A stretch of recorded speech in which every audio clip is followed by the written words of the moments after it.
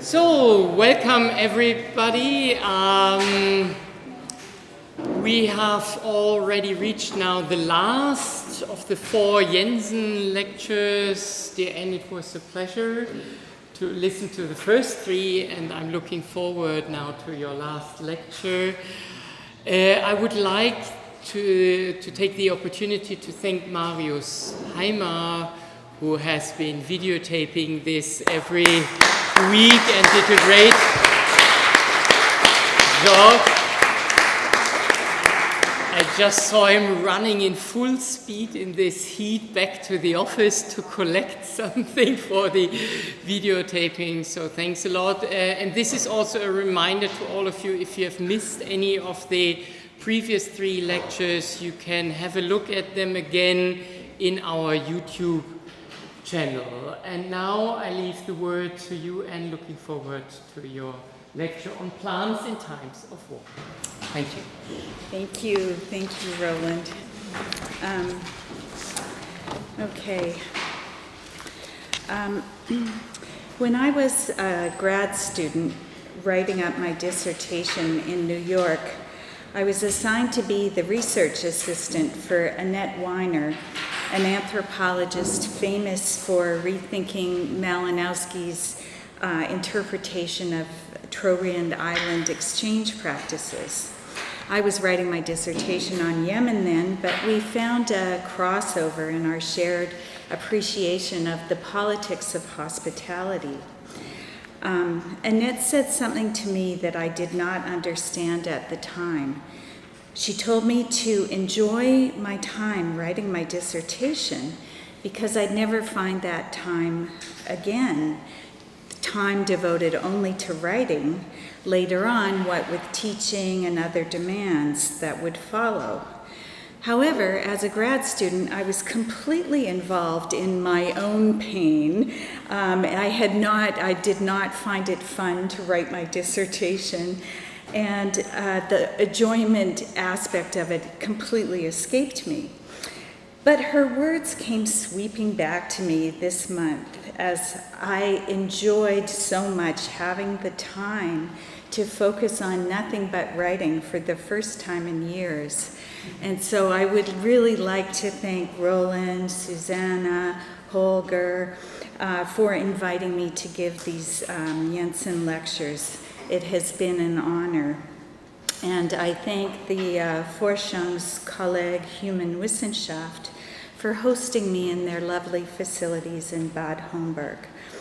And thanks to all of you who've attended my lectures in the sweltering heat, and the grad students in my master class this weekend who did a wonderful job. In my rich imaginary life, this paper is perfectly finished, but I suspect that it is, in fact, a bit of a work in progress. As I tried to conclude in a neat fashion, my paper would not obey. In fact, some parts of it seem to be obeying ruderal nature rather than a cultivated garden with weedy thoughts emerging everywhere. So this paper is entitled Plants in Times of War, Examples from the Middle East. However, I'm going to begin with a quick reflection on planty agency. Then I briefly consider when people do bad things with plants, and how people do bad things to plants, largely in war times, when they are also doing bad things to the land on which people live and on the people who live with the plants. And I will also talk about how people use plants to recover from war's devastation. I will offer examples from Washington, D.C., Toronto, Palestine, and South Lebanon. I begin with an example of planty agency that captured the attention of much of the world. Algae has become a superhero to many. Trump's renovation of the Lincoln Memorial Reflecting Pool, one of the most iconic landmarks in the U.S., resulted somehow in the notable proliferation of algae which has resisted any attempts to get rid of it. Like the algae on the surface, Schadenfreude has bubbled up all over the world, along with many memes, relishing the idea that the only creatures on this planet that seem to be able to stand up to Trump are algae. Algae in the famous reflecting pool. A group of jokey protesters who call themselves Team Algae have started protesting, chanting, "Let's grow algae, let's grow." Heather Cox Richardson, noted American historian, recently suggested that Trump turning a landmark into a swamp somehow captures the Trump administration perfectly. And although I greeted algae with some suspicion when I encountered it in Prairie Lakes as a child, it has redeemed itself for me. And pedagogically, it is a really good example of planty agency. My next example is a case of recruiting plants as involuntary co-conspirators in covering up crimes. In January 2018, Toronto was rocked by the news of the arrest of a serial killer called Bruce McArthur, who had for years stalked men in Toronto's gay village. Many of them were newcomers to Canada. Over a decade, 9 men had disappeared without a trace, and the gay community was up in arms about why it took the police, why was it taking so long for the police to find the murderer. When they did, the shocking truth of how he managed to get away with it for so long was revealed. Plants.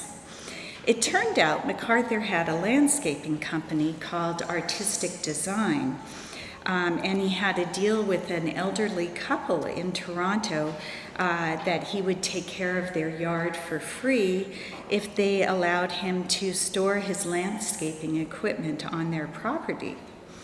But it turns out he stored more than yard tools. The police eventually discovered the remains of the 8 men he had killed in flower pots and ornamental planters. And so anyone who had hired this man to do their yard work had to call the police, and so that they could have their property searched for bodies. So essentially what he did was enlist these beautiful plants to be his co-conspirators in covering up his crimes. And I'm sure I was not the, I was not the only person who looked with some trepidation at the lovely flower urns that adorn Toronto's street, wondering if there was a body in them. He confessed he's in prison for life, and now our faith has been restored in the planters of Toronto that they will simply have have plants in them.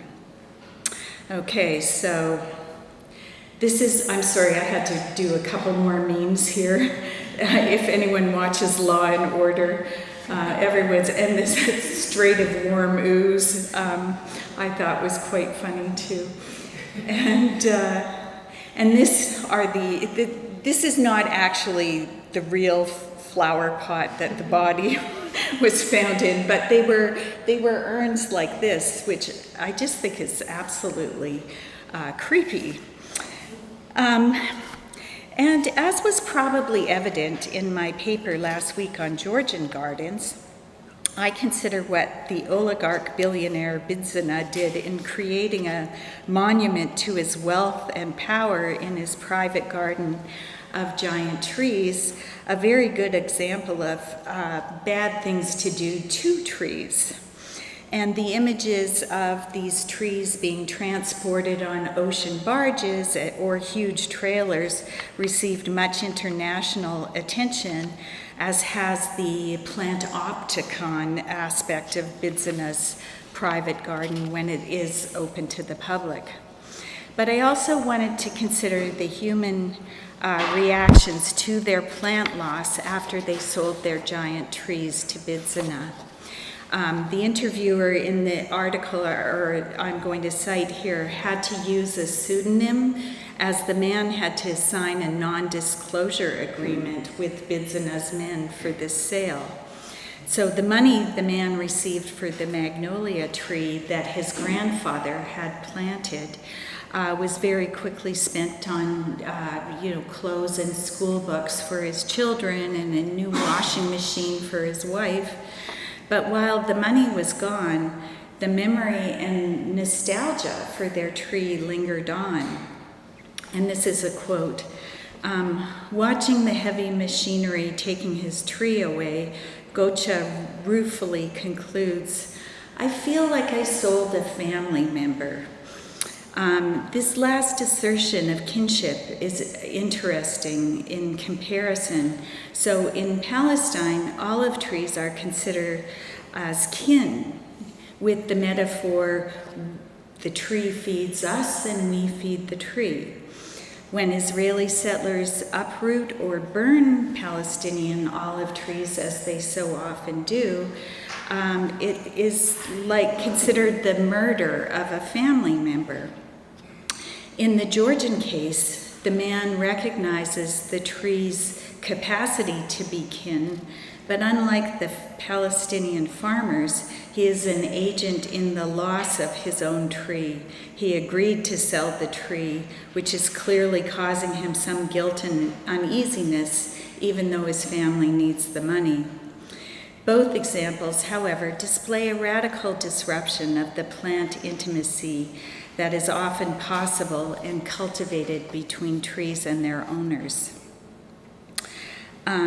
So Bidzina's monument to himself via giant trees had fallout consequences for those who sold the tree to him.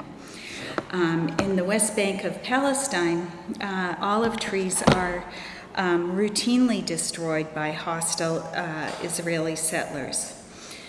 Iris Braverman, an Israeli-American legal scholar and anthropologist, makes an important contribution to the topic of how trees are used strategically in her book, Planted Flags, Trees, Land, and Law in Israel-Palestine. And this is a trenchant account of Israeli plant practices which underpin their project of settler colonialism. Braverman analyzes the implications of a long-standing practice of planting pines from Europe in Palestine, a practice that began well before the establishment of the State of Israel in 1948 during the British Mandate period. She argues that this tree planting project was imagined as a reforesting of their own vision of a promised land. In this context, pine trees were used as an instrument of settler colonialism. She argues that pine forests were used to establish nature areas from which Palestinians are excluded. And some of these forests were planted directly over Palestinian villages destroyed in the 1948 war. While pine trees came to stand for the Israeli people, olive trees became representative of Palestinian steadfast commitment to the land. The olive trees are very long-lived, and many are planted on terraces that have been built over the centuries. Both the terraces and the long life of olive trees put lie to the myth that the land had been empty, a land without people for a people without land. Plants, as we have noted, often play very serious roles in colonial encounters of various kinds.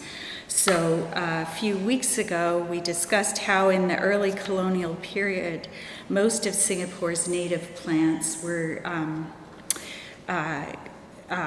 cleared for plantations of coffee, spices, and rubber.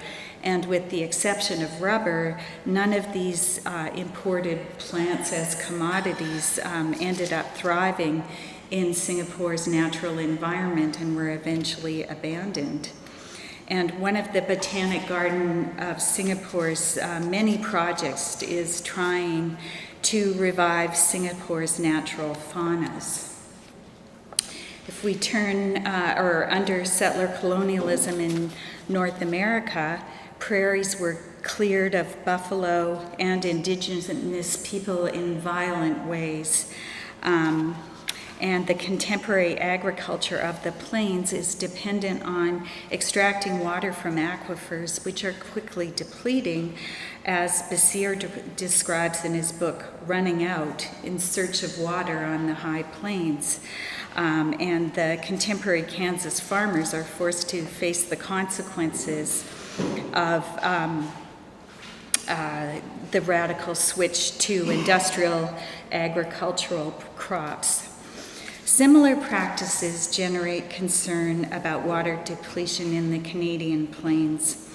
And in 2013, historian James Dashuk published a book called Clearing the Plains, and it was a history of the effect of the settler colonial encounter for the indigenous people as the fur trade, smallpox epidemics, clearing the lands for farmland, and the displacement of indigenous people with dubious government practices.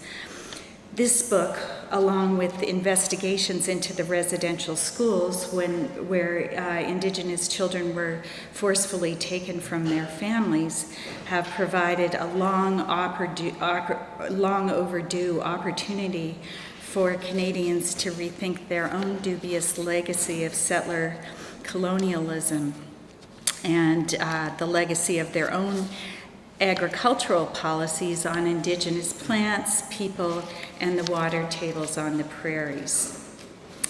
Okay, Braverman's work outlines what she calls, what's going on? It's just not working. Okay. Be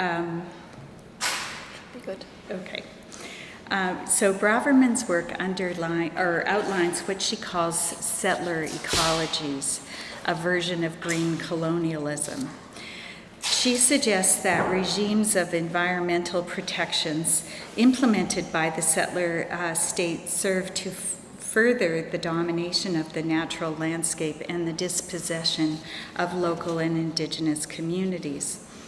She argues that in settler ecologies, the entire ecological system is seen as a binary prism. The type of nature that is valued in this mode of thinking is a wilderness nature, a wilderness ideal, juxtaposed with culture and fixated on a particular past. This past is associated with a settler community, which in turn aims to restore it through ecological measures. The imaginary past landscape is juxtaposed with the present landscape, which is presented as degraded and deteriorated due to the natives' ignorance and recklessness. And her example from Palestine is that the current landscape, the opposition that's represented is the pine tree, sort of the wild nature, Israeli, and the olive tree, Palestinian. The former is deemed worthy of protecting because of the settler state's project of foresting what they saw as a desolate landscape. The latter, the olive tree, is considered killable or uprootable for its affiliation with the agrarian Palestinian community and its unwild nature. And settler ecologies can be a means of green dispossession. And Braverman's work as a legal scholar casts light on how these settler ecologies operate through environmental law, defining categories of protection.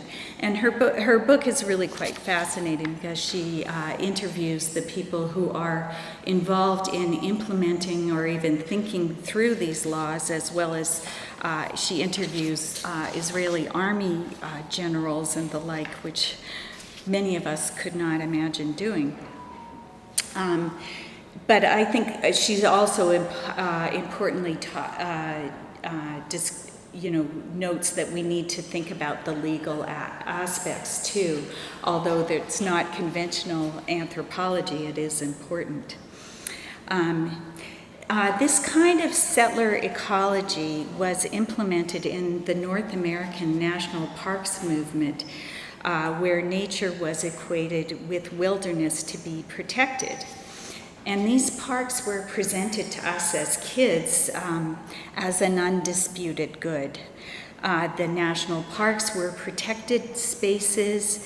You couldn't have industrial mines, no businesses, no suburbs. And visitors were, again, obliged to pick up their own garbage before they left the park. But picking anything else, particularly the wildflowers, was strictly forbidden. My father, a geologist, would regularly take us for mountain hikes where we could appreciate the wildflowers, but we also received free lectures on rock formations that we paid absolutely no attention to, sadly. But it wasn't until I returned to Banff in 2018 as a guest writer at the Banff School of Fine Arts that I really thought about what those park rules might mean for the Indigenous people. We went on a tour, and our Indigenous guide noted that they are also forbidden to conduct their traditional foraging practices in the national parks. At that point, I realized how stories about the virtues of protecting the wilderness had been at the expense of Indigenous people who were subsequently unable to forage on their own traditional lands. Hopefully that'll be changing, because there are movements which suggest that Indigenous people ought to be exempted from this rule. The Israeli National Park Association has adopted the same kind of rule for foraging in order to govern nature under the guise of protection. But for Palestinians, the foraging of wild plants was always a part of their lives. Foraging was a skill that they learned as children, and it was always about strategic, careful selection so that the plants would return again the following year. And as Braverman notes, foraging, a long-standing Palestinian practice for an herb called za'atar, which is a beloved and essential part of Palestinian cuisine, was forbidden. But Palestinian foragers don't consider nature as separate from culture in the same way. And this was very evident in the works of amateur ethnologist and medical doctor Tawfiq Kanan. As he traveled around Palestine in the 1920s and 30s, providing medical care to the local people, he also took it upon himself to collect considerable ethnographic details about evil eye charms, both Christian and Muslim shrines, and on the intertwining of culture with nature. His collection of plant lore describes this intertwining of plants, their harvest, the religious and social obligations to share the harvest with the poor in their community. So always a bit of the harvest is shared with the poor as soon as it's available. You go to offer olive oil or grapes to the church. And here we see a multi-species relationship where the proper treatment of plants, particularly the appropriate sharing of harvests, was essential to one's standing within the community and also with the spiritual world and with nature. Generosity, the act of generosity, was seen as, in some ways, an encouragement for a positive harvest the next year. And even now in bakeries in Bethlehem, you see small signs that say, if you're in need, take the bread, without having to pay for it. Foraging was considered essential in some ways to the taste of Palestinian food. It's essential to the diet as agriculture. But in foraging practices, they don't necessarily see it as science, but rather a kind of everyday quotidian knowledge. And the Israeli National Park Board's banning of za'atar foraging was seen as Palestinians, or by Palestinians, not as motivated out of a concern for nature, but as a means of curtailing Palestinian movement into particular areas. The next sort of forbidden plant was a foraging of a plant called a kub.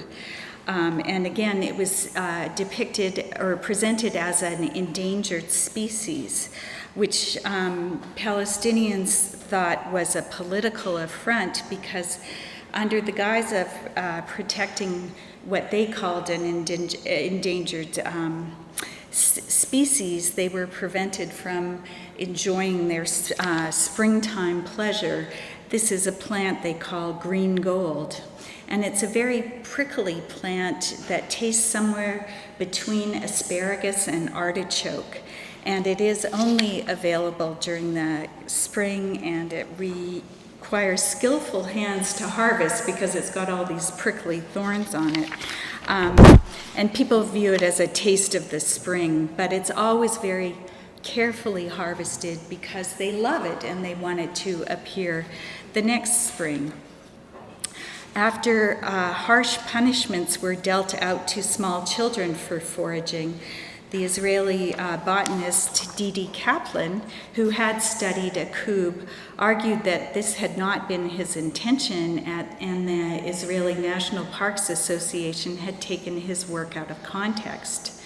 And an anonymous Israeli expert on za'atar harvesting told Braverman, no one talks about the fact that we Jews destroy much more za'atar than the Arabs pick. Do you know how many great za'atar populations were uprooted by our bulldozers?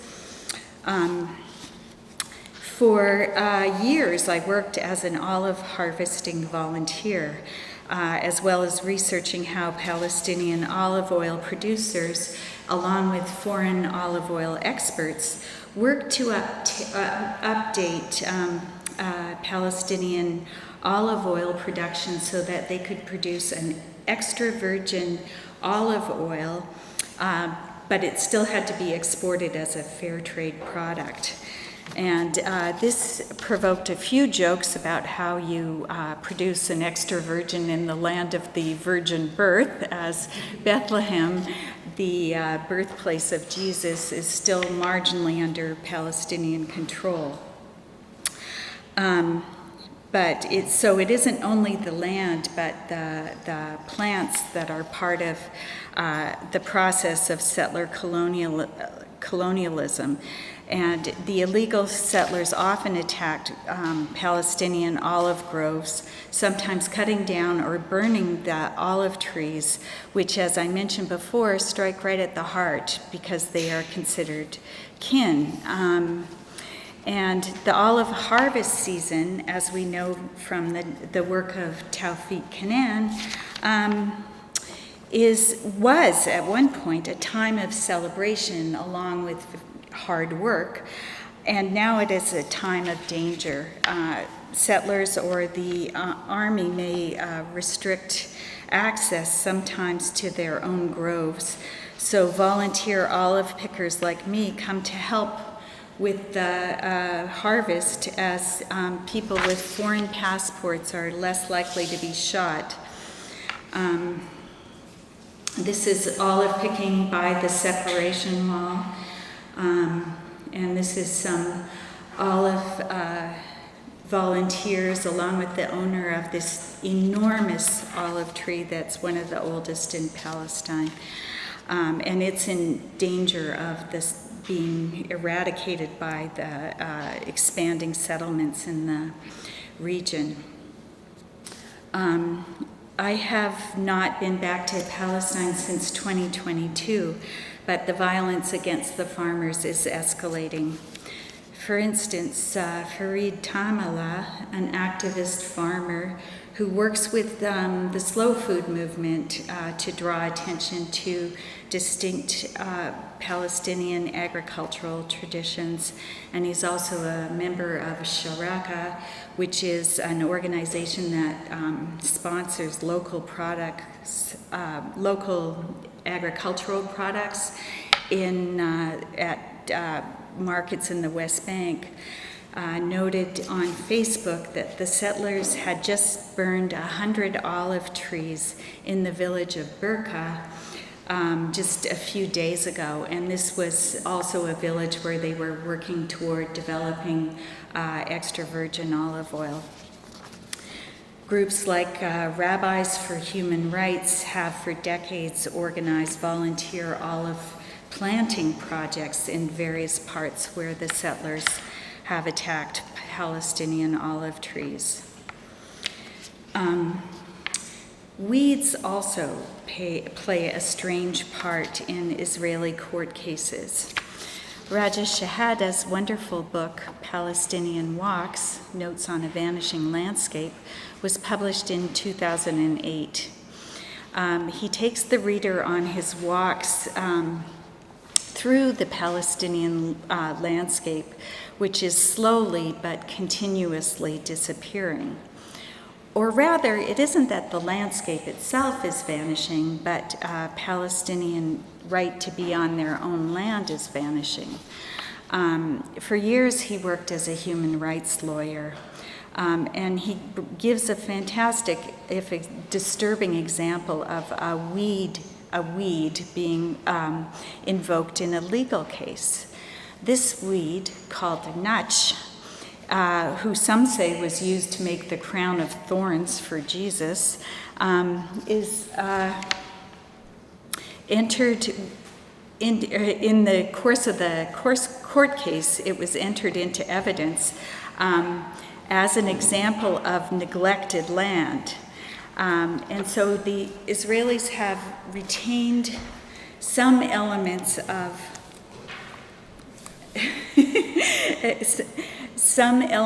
an old Ottoman law from 1858, which says that neglected agricultural land will be returned to the state. However, what happens is that with various highways and checkpoints, Palestinian farmers may be prevented from accessing their own land to do this everyday maintenance. So the land may look neglected and therefore open it up to be confiscated. And some of the fields where we picked olives prevented this from happening because we, as foreigners with foreign passports, were allowed on lands that the Palestinian owners had only restricted access to.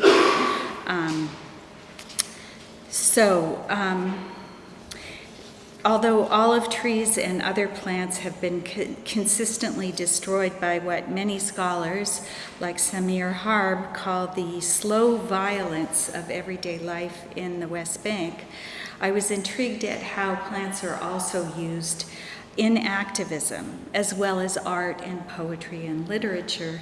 But in activism, they use various kinds of kind of fertile resistance. Batir is an ancient region close to close to Bethlehem, and has terraced agriculture dating back to Roman times with a famous irrigation system that takes advantage of underground springs. Both the irrigation canals and terraces were evidence of long human-plant collaborations in the region. It's also a very fertile region, famous for vines, olive trees, and lovely small eggplants, among other gems. When it was in danger of being demolished to construct the 700 plus kilometer separation wall, built mostly on Palestinian farmland, it was saved by being declared a UNESCO World Heritage Site in 2014. So here you see the kind of strategic use of these international bodies of cultural preservation as a, kind of solution to a local problem. And this rich history makes it a very appropriate location for Vivian Sansour's Palestinian Heritage Heirloom Seed Library, a project that collects seeds from farmers who for centuries have carefully collected these seeds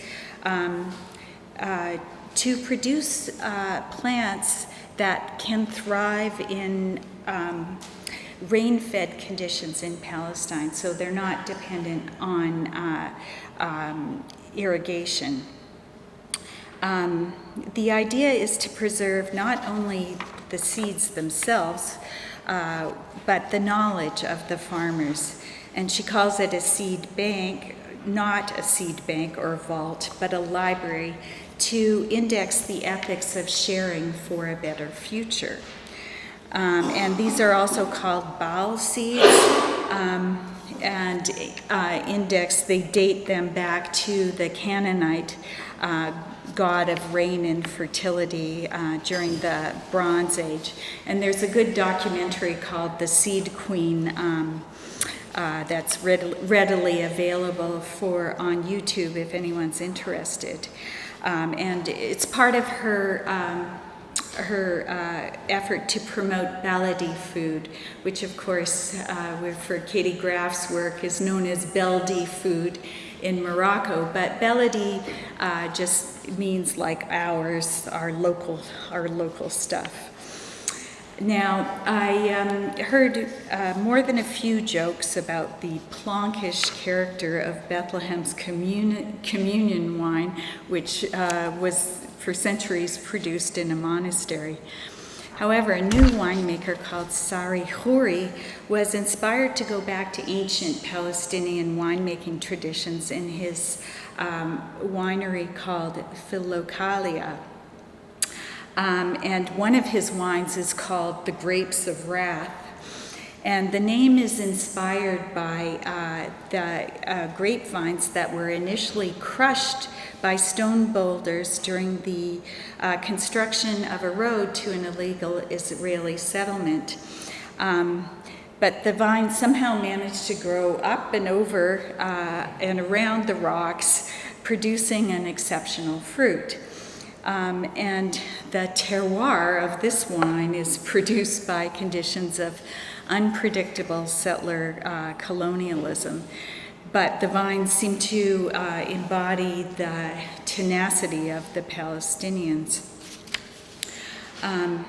Also in Beit area close to Bethlehem is Dar Jasir, which is the family home of renowned filmmaker Anna Maria Jasir, whose film Palestine 36 was released last year, along with her sister, the artist Emily Jasir. And this family home has been transformed into Dar Yusuf Nasri Jasir for art and research. It now houses artist studios, a reception space for book launches and other events, and a garden restored by Palestinian eco-farmers. And they, okay, so this is the Bethlehem checkpoint. Before the beautiful artichokes that you will see shortly could be grown, however, volunteers had to clean up the tear gas canisters shot by Israeli soldiers at a nearby protest. So before you can produce these artichokes, you have to pick up all the tear gas canisters. And this is just an example of one of the watchtowers at the checkpoint nearby in Bethlehem. So, but it's a matter of pride to keep the garden going no matter what happens. But it's very close to the Dheisheh refugee camp and the Bethlehem checkpoint and Banksy's famous walled-off hotel. And as you can see, the tear gas canisters are generously distributed. Okay, I want to move now to South Lebanon. As Anna Singh notes, we are all living on a damaged planet, but some parts of it are more damaged than others thanks to war. And anthropologists who work in the Middle East must consider the environmental consequences of war, including the effluvia left over when the war technically ends. Johnny Hartigan Jr. encourages us to look at what plants do in challenging environments, as plants, according to him, are more attuned to place than people. He also notes that in the multi-species anthropology, the focus has been on animals instead of plants. Munira Khayat's work in South Lebanon after the 2006 war with Israel discusses how that war, long into the future, continued to affect what she calls the multi-species collective of plants, animals, soil, and people.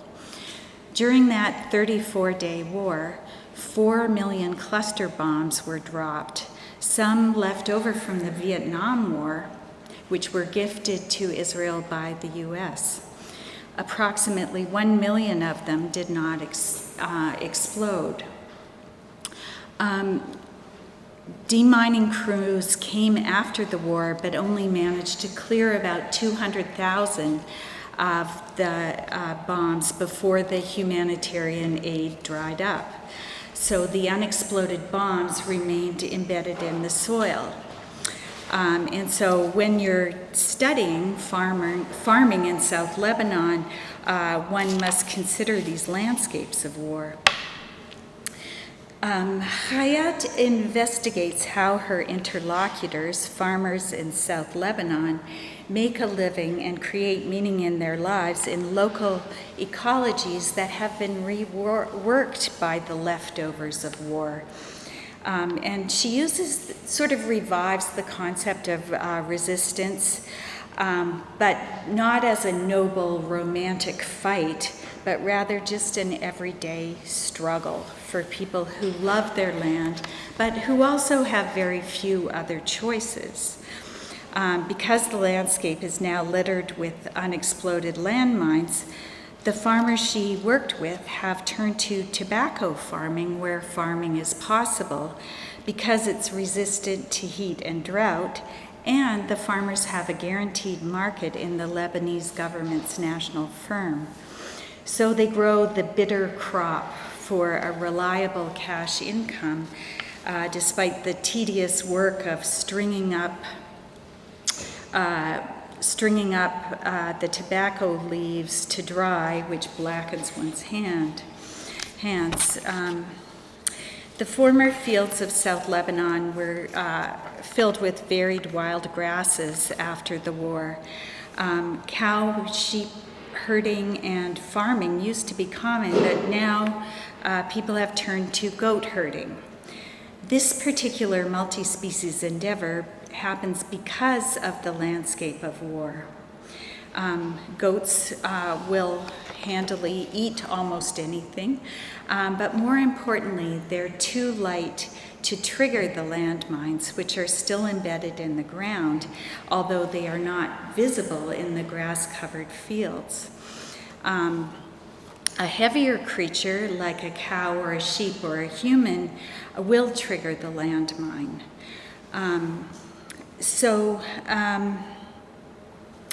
Between the cash income generated through tobacco sales and the milk, cheese, and meat from the goat fed by grasses that thrive despite the landmines underneath, the villagers of South Lebanon perform an art of doing in de Soto sense, eking out a living on a land they love, which is now only conditionally available to them thanks to these unwelcome legacies of war. The work I'm discussing here was published in 2022, but by 2024 it was already a historical document because of the renewed Israeli attacks on South Lebanon.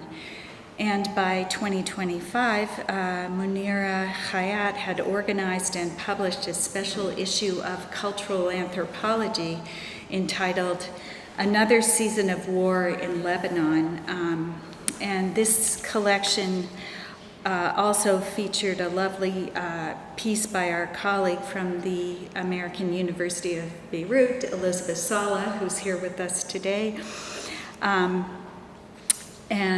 This set of papers discusses how the war on Gaza spread to South Lebanon, and this has again had serious consequences for farmers, especially as white phosphorus, which is illegal to drop in civilian areas, was in fact dropped on South Lebanon. Anthropologist Rami Zarek described how farmers' fields were reduced to ash and the phosphorus has seeped into the water. This is a quote: "The destruction of this agrarian base is not only economic but cultural as well. In 2006, farmers face displacement. They are unable to access or cultivate fields contaminated by white phosphorus or unexploded ordnance. This forced migration not only disrupts livelihood, it severs identity or ties to heritage and identity. Forced to abandon the soil that they've tilled for centuries, many farmers are pushed into urban areas or neighboring countries, losing their identity as stewards of the earth." These short open access articles are also autoethnographies written by anthropologists living in this ongoing warscape as they teach and raise their children despite their feelings of helplessness and uncertainty. And as Hayat suggests, anthropology has the tools to bring war into experiential purview, to show that war is not merely the exotic habitat of distant savages to be theorized or theoretically resisted from afar. Grasping war as an arena of recognizable, relatable life on this planet and not exceptional to the violence of capitalism, nation states, and empire is a necessary first step in resisting war broadly, effectively, collectively. Those who inhabit war know the great power of life as resistance. We should take note. And I think she is right, because sadly I don't see any sign that the ongoing wars in this beautiful part of the world are going to be over anytime soon. But unusually for an anthropologist, I would be absolutely delighted to be wrong.